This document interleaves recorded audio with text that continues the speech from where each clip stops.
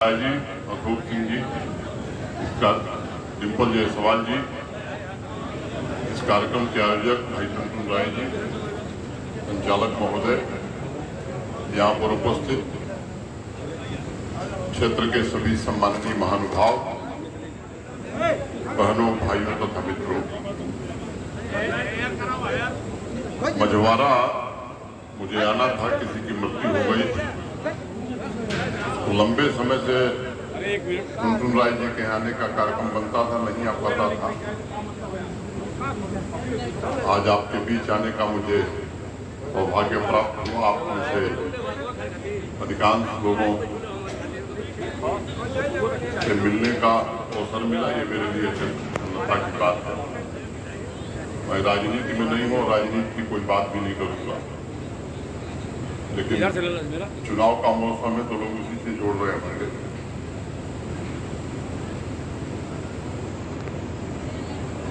अभी संचालक महोदय कह रहे थे कि अगस्त 2020 में जम्मू कश्मीर में एक दायित्व मुझे मिला। जीवन में सोचा नहीं था कि जम्मू कश्मीर जाना पड़ेगा, किन्हीं परिस्थितियों में एक दायित्व मिला। जब मिला तो लगता था कि चुनौतीपूर्ण भी है, लेकिन मैं ईश्वर की कृपा मानता हूँ। पिछले 4 वर्षों में कश्मीर को बदलने में, जम्मू कश्मीर को बदलने में काफी हद तक सफलता मिली। जिन चीजों के लिए कश्मीर जाना जाता था, जम्मू कश्मीर जिन कारणों से सुर्खियों में होता था, सुर्खियां बदल गई। देश की संसद ने सर्वानुमति से 2 बार प्रस्ताव किया कि जम्मू कश्मीर भारत का अविभाज्य अंग है। आज मैं कह सकता हूं कि देश के बाकी राज्यों की तरह जम्मू कश्मीर भी भारत का अविभाज्य अंग हो गया है। ऐसी स्थिति पैदा हो गई। एक समय था जब पड़ोसी देश के इशारे पर रोज बंद, हड़ताल, पत्थरबाजी, निर्दोष लोगों की जान जाना। पाकिस्तान कोई बंद का और हड़ताल का कैलेंडर नहीं जारी करता, बल्कि जम्मू कश्मीर प्रशासन जो एकेडमिक कैलेंडर जारी करता है या बिजनेस और ट्रेड का जो कैलेंडर जारी करता है, उस हिसाब से जम्मू कश्मीर चलता है। बड़ी संख्या में टूरिस्ट चाहे वो देश के अंदर के हों या बाहर के हों, जम्मू कश्मीर आने लगे। अर्थव्यवस्था पटरी पर आ गई है। वहां के लोगों की भी आकांक्षा देश के लोगों की आकांक्षाओं से मिलने लगी। सामान्य रूप से जब चुनाव होता था, मतदान 5%, 6%, 7% श्रीनगर होता था। 25 मई को छठे चरण में अंतिम चुनाव वहां हो गया और एवरेज औसतन 57-58% मतदान जम्मू कश्मीर में हुआ। निर्भीक होकर के लोगों ने मतदान किया। ये सच है कि आतंकवाद और नक्सलवाद ये 2 बड़े नासूर थे इस देश में, लेकिन आज आप महसूस कर रहे होंगे कि आतंकवाद और नक्सलवाद अंतिम सांसें ले रहे हैं और वह दिन दूर नहीं होगा जब भारत से आतंकवाद और नक्सलवाद का सफाया होगा। पिछले कुछ वर्षों में देश में विस्मयकारी परिवर्तन हुआ।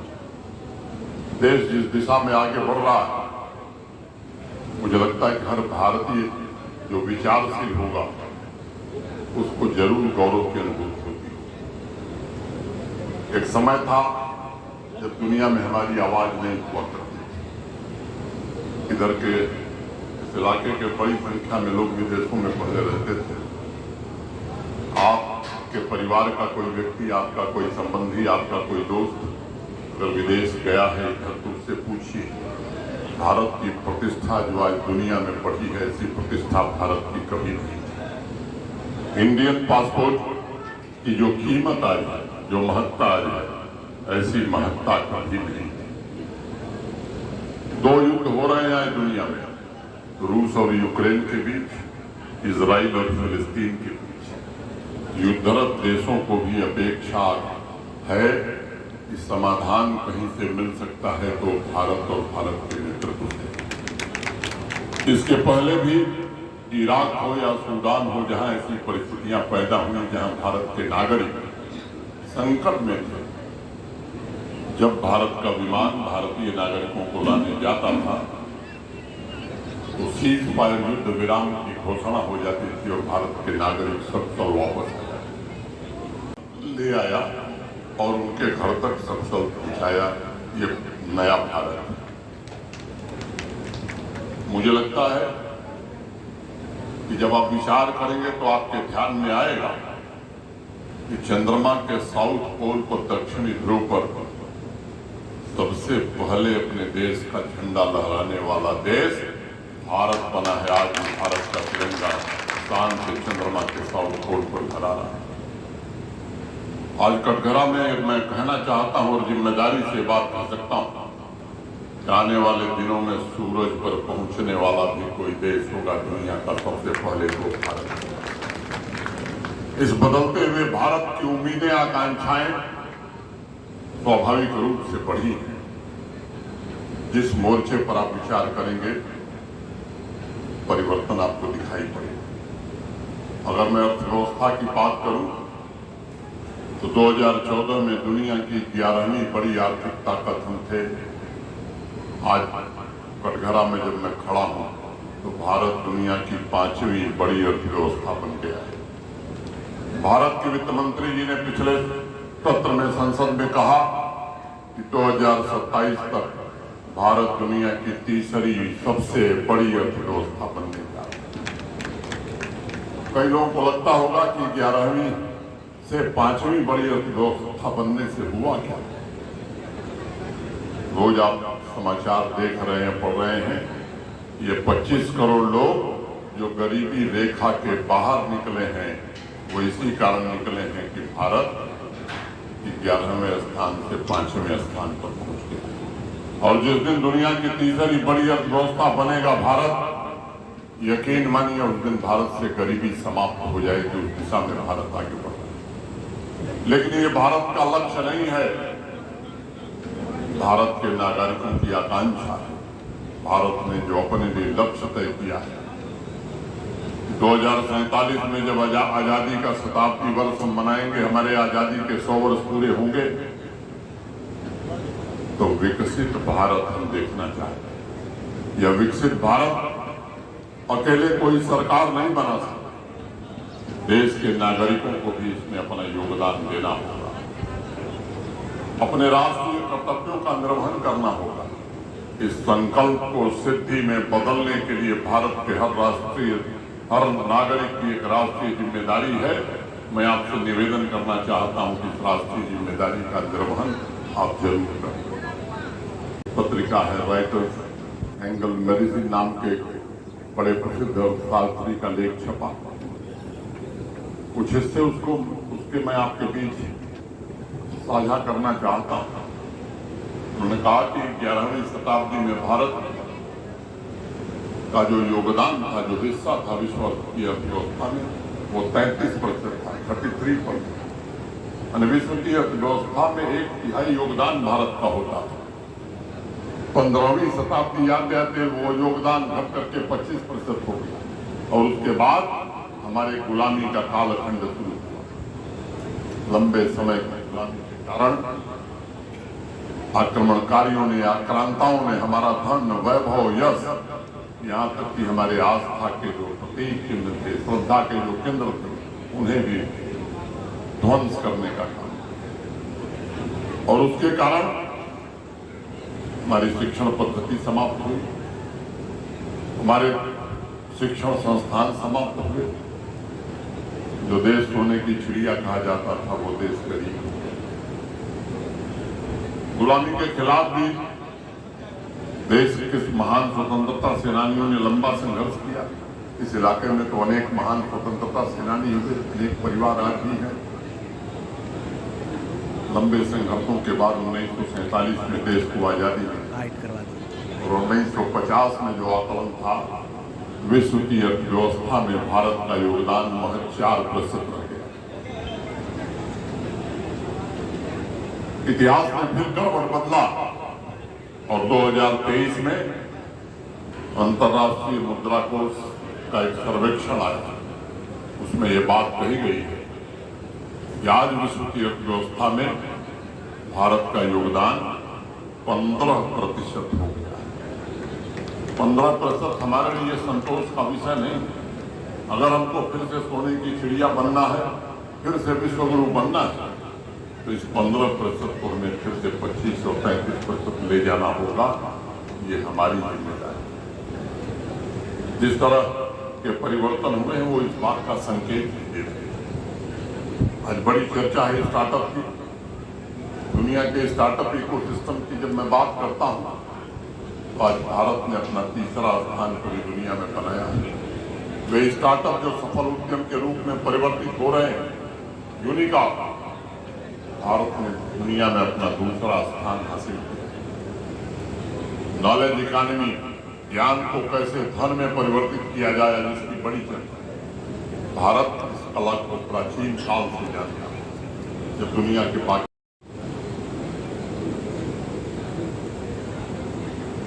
हमें यही संतोष नहीं। मैं एक बात बार बार करता हूं कि हम सोने की चिड़िया इसलिए नहीं थे कि भारत के पास सोने की बड़ी खदानें हैं। हमारे पास उत्कृष्ट शिक्षण संस्थान है। ऐसे विश्वविद्यालय थे, नालंदा, विक्रमशिला, तक्षशिला, जहाँ देश नहीं दुनिया के कोने कोने से लोग पढ़ने आते थे। जो सामान भारत में बनता था वैसा सामान पूरी दुनिया में नहीं बन पाता। हमारा सामान दुनिया के दूसरे देशों में व्यापार के लिए जाता था, बिकता था, और हम वहां से सोना लेकर जाते। हम जब पढ़ते थे तब से, और आप में से भी अनेक लोगों ने एक शब्द सुना होगा, मैं काले की रक्षा करूं। मैं मानता हूं कि 2020 में राष्ट्रीय शिक्षा नीति के रूप में जो अमूल्य उपहार भारत सरकार ने दिया है देश में, इसमें अकेले ताकत है फिर से भारत को सोने की चिड़िया बनाने। और मुझे लगता है कि उस पर सरकार काम भी कर रही है। आप सबसे भी मैं निवेदन करूंगा कि राष्ट्रीय शिक्षा नीति सही अर्थ में विद्यालयों, महाविद्यालयों और विश्वविद्यालयों में लागू हो, भारत फिर से अपना स्थान हासिल कर सके। जब सामाजिक क्षेत्र पर सामाजिक क्षेत्र की ओर हम निगाह ले जाते हैं तो जो काम सामाजिक क्षेत्र में, मैंने चर्चा की आपसे कि 25 करोड़ लोग गरीबी रेखा के बाहर बने पिछले 10 वर्षों से। कहने में मुझे समय नहीं लगा, लेकिन अगर 25 करोड़ को मैं दूसरी तरह से जब देखता हूँ तो दुनिया के जो विकसित और धनी देश हैं, America, Canada, England, Germany, France, Italy, इन सबको मिला दीजिए तो जितने लोग इन देशों में रहते हैं उतने लोगों की गरीबी भारत 10 साल में दूर कर पा रहा है। ये नया भारत। 4 करोड़ नए पक्के घर गरीबों के इस देश में 10 साल में बने हैं। लगभग इतने ही लोग कनाडा में रहते हैं। तो कनाडा जैसे देश के हर नागरिक को पक्का घर देने का सामर्थ्य भारत ने विकसित कर लिया है। ये नया भारत। और अब भारत सरकार ने कहा कि 3 करोड़ नए घर हम और बनाएंगे। 11 करोड़ शौचालय 10 साल में भारत बना देता है। नागरिक आवश्यकता रही है शुद्ध पीने का पानी, 70 साल में हम देश के नागरिकों को नहीं उपलब्ध कराए। हर घर नल से जल योजना के अंतर्गत 14 करोड़ परिवारों तक शुद्ध पीने का पानी पहुंच गया है। 2025 के अंत तक भारत के हर नागरिक के घर तक शुद्ध पीने का पानी, और वो भी पर्याप्त पानी, 55 क्यूसेक पानी भारत सरकार पहुंचाएगी। इस लक्ष्य के साथ भारत आगे बढ़ रहा है। ये नया भारत। 50 करोड़ गरीबों का आयुष्मान भारत योजना के अंतर्गत 5 लाख रुपए तक का इलाज मुफ्त में हो रहा है। ये नया भारत। और अब तो भारत सरकार ने कहा कि 70 वर्ष के आयु के ऊपर के जो लोग हैं हिंदुस्तान में रहते हैं, उनके इलाज का जिम्मा भी उनके परिवार का नहीं, भारत सरकार का होगा। ये नया भारत। आज के समय में हमें विचार करना है कि क्या हम सब मिलकर के विकसित भारत बनाने में योगदान करना चाहते हैं या नहीं करना चाहते? फिर से भारत को विश्व गुरु या सोने की चिड़िया हम बनाने में सहयोग करना चाहते हैं या नहीं करना चाहते? जो काम मैं गिना रहा था सामाजिक, इन कामों को आगे बढ़ाना है या नहीं बढ़ाना? जनधन खाते, मुझे याद है उस समय मैं गाजीपुर में था, वहां के लोगों के आशीर्वाद सहयोग से लोकसभा में भी था, भारत सरकार में भी था। लंका मैदान में पहला कार्यक्रम हुआ, जनधन खाते शुरू हुए थे। लोग हंसते थे कि जनधन खाते खोल करके क्या होगा। 50 करोड़ से ज्यादा, लगभग 52 करोड़ ऐसे लोग जिन्होंने बैंक का दरवाजा नहीं देखा था, उनके केवल बैंक खाते नहीं खुले। 10 साल में 27 लाख करोड़ रुपया इन खातों के माध्यम से देश के नागरिकों तक पहुंचाने में भारत सरकार ने सफलता पाई। एक समय था जब कहा जाता था कि 1 रुपया चलता है दिल्ली से, तो यहाँ आते आते 15 पैसा मिलता है। अब 1 रुपया चलता है तो पूरा 100 पैसे लोगों को मिल रहा। ये व्यवस्था भारत में बना ले रहा। MBBS की सीटें जितनी 70 साल में थी, उससे ज्यादा सीटें 10 साल में भारत निर्मित कर ले रहा है। जितने शिक्षा के प्रीमियर इंस्टीट्यूशंस थे, IIT, IIM, NIMS, जितने 70 साल में बने, लगभग उतने 10 साल में भारत बना ले रहा है। ये नया भारत। दुग्ध उत्पादन में दुनिया में हम नंबर 1 है, जहां भारत अग्रणी पंक्ति में खड़ा हो गया। मैं आप सबसे आग्रह करना चाहता हूं कि इस पर विचार करें।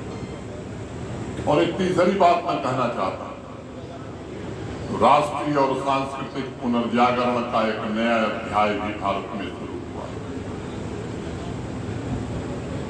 और मुझे लगता है कि इसको आप महसूस भी कर रहे हैं।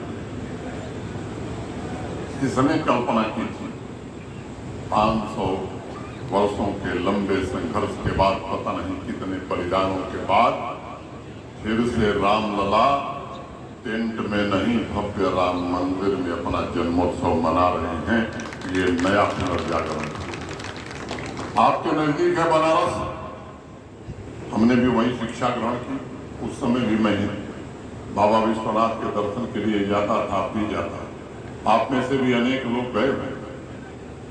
नया बाबा विश्वनाथ का कॉरिडोर देख करके किसका सीना 4 इंच और चौड़ा नहीं हो जाता होगा। जो लोग गए हैं महाकाल, उन्होंने देखा होगा, क्या वो केदारनाथ हो, महाकाल हो, ऐसे जितने भी स्थान हैं, ये सांस्कृतिक पुनर्जागरण के काल को आगे बढ़ाना है कि नहीं बढ़ाना है, ये फैसला आपको करना। और मैं आपसे विनम्रता पूर्वक के बात कहना चाहता हूं, ठीक है, हमारे स्वार्थ होंगे, भावनाओं में बहने की जरूरत नहीं। जाति, धर्म, मजहब, क्षेत्र, मुझे लगता है कि इन भावनाओं से ऊपर उठ करके अगर हम वास्तव में चाहते हैं राष्ट्रीय हित, अगर हम वास्तव में चाहते हैं फिर से गरीबी समाप्त हो, भारत विकसित हो, तो हमें भारत का संविधान जहां हमें अधिकार देता है, वही कर्तव्यों के प्रति भी सचेत करता है। हमें अपने कर्तव्यों का भी ठीक से सम्यक ढंग से निर्वहन करना चाहिए। ये मेरा आपसे निवेदन है। मैं आपसे आग्रह करूंगा कि इन प्रश्नों पर आप विचार करें। और ये प्रश्न कोई राजनीतिक, ये राष्ट्रीय प्रश्न। और जब फैसले का वक्त आता है तो हम सोचते क्या है, भगत सिंह पैदा होना चाहिए कटघरा में, मेरे घर में नहीं, पड़ोसी के घर में। वही फांसी चढ़े, देश आजाद हो जाएगा, मेरा बेटा क्यों? अगर आजादी हासिल करने के लिए मऊ के लोगों ने, पूर्वांचल और देश के लोगों ने कुर्बानी दी थी, तो इस बार तो कुर्बानी भी नहीं देनी है। विकसित भारत के निर्माण में योगदान देना है। विकसित भारत के योगदान में निर्माण देना चाहते हैं या नहीं देना चाहते? तो सामान्य रूप से मैं आपसे इतना ही निवेदन करता हूं और आपसे मैं ये बात मैं बहुत आशावादी भी हूं और मैं भरोसे के साथ ये बात आपको कहना चाहता हूं कि जिस दिशा में आज भारत ने कदम आगे बढ़ाया है, अब दुनिया की कोई ताकत भारत के बढ़ते कदम को रोक नहीं सकती है। इस दिशा में भारत आगे बढ़ा। मैं आप सबसे प्रार्थना करना चाहता हूं कि आप इन प्रश्नों पर विचार करिए और तदनुसार फैसला करिए। मेरी एक मर्यादा, आप सबसे भेंट हुई, ये मेरे लिए सौभाग्य का विषय है। कुछ पुराने लोगों से मेरा परिचय है, नौजवान हैं जिनसे मैं व्यक्तिगत रूप से तो नहीं मिला, लेकिन ये मेरे लिए प्रसन्नता की बात है। मैं बात खत्म करूं उसके पहले एक बात जरूर कहूंगा कि बाबा अमरनाथ वही है जहां आजकल मैं दायित्व निभा रहा। 29 जून से बर्फानी बाबा की यात्रा शुरू होगी। तो कटघरा में आपको निमंत्रण भी मैं दे देता हूँ, जिसको बाबा अमरनाथ का दर्शन करना है वो जरूर आवे। उचित इंतजाम और सत्कार की व्यवस्था मैं जरूर करूंगा। इतना ही मैं कहता हूँ। अंत में 2 पंक्तियां करके बात खत्म करूंगा कि कुछ लोग तुम्हें समझाएंगे, कुछ लोग तुम्हें समझाएंगे, वो तुमको खौफ दिलाएंगे। जो है वो भीख हो सकता है। इस राह में रहजन है, रजन मैंने डकैत, इस राह में रहजन है। अरे कुछ और तो अक्सर होता है। ये वक्त नहीं फिर आएगा, पर तुम जिस लम्हे में जिंदा हो वो लम्हा तुमसे जिंदा है। तुम अपनी करनी कर गुजरो, जो होगा देखा जाएगा, जो होगा देखा जाएगा। बहुत बहुत धन्यवाद। जय हिंद।